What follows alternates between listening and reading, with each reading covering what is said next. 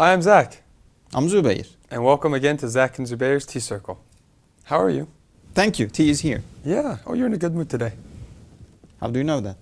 Because I can tell by your voice. Really? Yes. Because I'm confident with my question this time. Okay. Let's have it. Are you ready? Mm-hmm. I don't think so. Yeah. You claim that God is, absolute, right? Mm-hmm. In any term. Okay. Yeah. In and of himself. Yeah. And that means basically his will and power is also absolute. Okay. And therefore there is no room for my will in this existence or whatsoever. That's your question? I didn't ask the question yet. Huh. So why should I bother to make a choice? Or, my existence, my will, the existence of my will is, questionable. It doesn't exist maybe, so why should I bother? There's your question. You're very certain about this question. Kind of. Okay. It's a good question. It's a question I've asked myself. Really? Of course. Did? It's a question everybody has to ask. Let me ask... maybe has to, but I really doubt that you have asked it, really. Okay. Well, let me ask you what you feel that the 2 solutions, 3 solutions, 4 solutions, what can you do in this situation? Not much. What? If you don't have a will, you might either get yourself drunk and forget everything about completely, and you would kill yourself. Whoa. 2 extremes. One. Can you present another third one? Well, let's talk about those 2 questions. If you do not have a will, and if you cannot choose anything, then it doesn't make any sense. Okay, so you've offered me 2 options. Yes, I think that there are other options too, but you see only 2 options, and so that's important for me right now. Yeah. So let's talk about those first 2 options. The fact that you mentioned suicide is important because some people don't even see that as an option. Okay. So let's start with the first option, the one that you talked about, getting drunk. Okay. I think you said that you realize that that's not an option. That's not that seems to you not to be a solution. Yeah. Yeah. You know where it goes. Yeah, exactly. So since you see that as not a solution, that's I think why you brought the second alternative, suicide. Suicide is a kind of, if you're really sincere about what you're thinking, then it leads to just commit a suicide and get rid of everything else. Okay. So then did you really realize that thing too? Yeah, I went through this process myself. I contemplated suicide in my own life when I asked this question. And you failed? I'm alive. So let's go step by step. The first solution, that getting drunk, which could mean focusing on entertainment, getting lost in this world. We say workaholic or entertainaholic. That's whatever. what I exactly mean. Yeah. That doesn't solve anything. Yep. Okay. It's just an escape, and it's not real. It's fake. It's temporary. It's temporary, and it's not sincere. I see that you feel that it's not sincere, and that's why you don't even want to interest yourself in it. Yes, we can say that. So suicide seems like a much more sincere option to you. Because it kind of ends the problem. Yeah, you don't need to trick yourself with this world and getting drunk. Okay, yeah, I agree. That's much more sincere. But it doesn't solve the problem. That's true, it doesn't. But I do want to make one quick point here. This is just my little addition. Do it before I commit my suicide. May God forbid. So what here is, I think since I contemplated this myself in my own life, I see that the contemplation of suicide is much more sincere. It's not our job to say, oh, the guy committed suicide, so he's completely worthless, he's going to hell, etc., etc. Yeah. That's none of our business. Okay? Is it a solution? That's my actual question. To my question, it's not. Okay, so it's not a solution. Why? It's just you're just getting over the question. You're also not dealing with the question. Okay, yes. So, though it's more sincere than getting drunk on this world, getting drunk in this world, yep, it's still not a solution. Yes. I'll speak from my perspective. That's why I didn't kill myself. That's why I didn't go through with with suicide. Although it's much more sincere, I realized it was not going to actually solve this problem. It wasn't going to answer this question. And since it wasn't a solution, though I didn't have an answer, I knew this wasn't an answer, so I just kind of was waiting, searching for an answer still. Okay, please. So the answer that I found was this. Yes, we agree that God is absolute. Mm-hmm. We agree that His will is absolute. Mm-hmm. But I don't agree that I have absolutely no free will. That's where the difference is. Okay. Okay. So let's think of this. I'm going to give an example to maybe help explain it. Somebody who is blind from birth.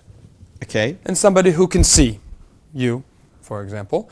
If you were to try to describe color to the person blind from birth, what would you run into? Well, I would fail. Now, why? He can't understand. He can't comprehend the concept of color. Yeah, to the same degree you understand it, there might theoretically be a color, but you're describing this is red, this is blue. It doesn't make Pointless. sense. It's pointless. Not necessarily pointless, I won't go that far, but he cannot understand to the same degree that you can. Yes. So, well, let's look at ourselves. You say that God is absolute. That means we're not absolute.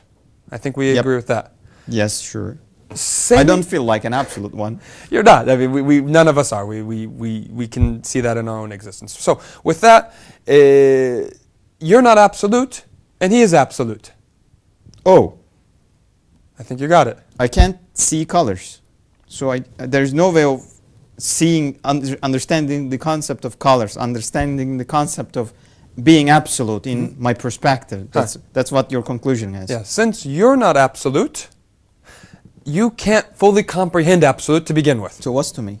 What's it to you? Good question. Well, first, I want you to see that by your own saying that God is absolute, so I have no free will, is you putting a limit on what absolute means. You're imposing your understanding of absolute on absolute. You just punched me on the face. So although I can't see, I am just describing the concept of color in full details, even going too much further, that the will of God just punches me out of the absoluteness space, that I don't have some space for my will, something like that. So that's your understanding, and you're imposing that on the understanding. It might be wrong. You're the one who's saying you have no free will, is what you're saying. You are saying that through your understanding. Is that what absolute means? Let's real quickly look in our everyday life, because it's better for us to go from a bottom-up approach. Because if God's will is absolute, and it is, then that means the way He creates is within His absolute will. So we will... Do you mean that I'm going up to bottom? Yeah, you're making a top-down approach. You're saying God is this, so therefore, which is dogmatic. Which I can understand fully. So the initial starting point of my theory is kind of, Exactly. doesn't exist. Exactly, yes. It's based, yes. So let's begin from the bottom to up. Yes. Bottom to top. Bottom up. Bottom up approach. A bottom up approach. I don't like that word. Yeah, bottom up approach. So, do you mean that I have will? Well, let me ask you a question.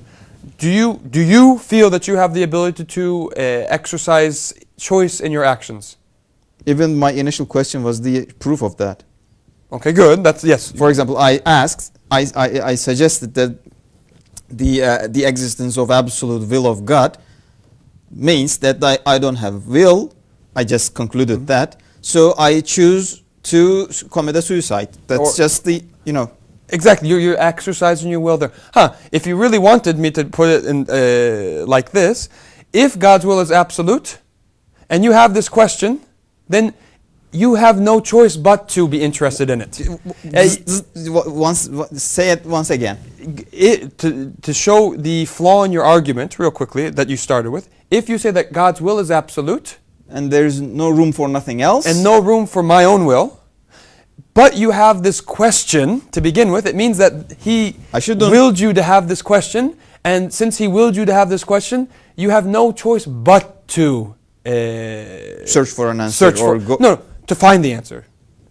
You have no, but to I be can't run interested. away from the question, maybe. Yes, the fact that you're able to run away shows that you have free will. I'm going to kick you after the... The fact that you're going to kick me shows that you have free will. Anyway, I think we see in our everyday life, if I put my hand in the fire, I have the choice to keep it in there or pull it out. Yes. So I have free will. Now, since I'm not absolute, I cannot comprehend the relationship between my will and God's will. Yes. But that's not my job then. exactly, I can't. But since this creation is within His absolute will, He's showing me that through my free choice, He has absolute will. What does that mean? I want to put, this is the last point and then we'll end it. Okay. We are able to say that God has will through our own will. If we didn't have the ability to exercise our own free will within a limited domain to begin with, we wouldn't understand what will was to be able to say that God has absolute will. Wow. So my will is just a subtle sample of God's will, right? Which is absolute. It's showing that He has will. Through the fact, for you to be even be able to say that God has will, an absolute will, you had to experience will in your own life. So that's all I got. If you want, Thank you, man. How do you feel? I don't have to commit a suicide then. Huh. Good. But I'm going to kill you. Okay. So thank you very much. Have a good day. Hope to see you next time. Please leave your question in comments. See you next time. Bye.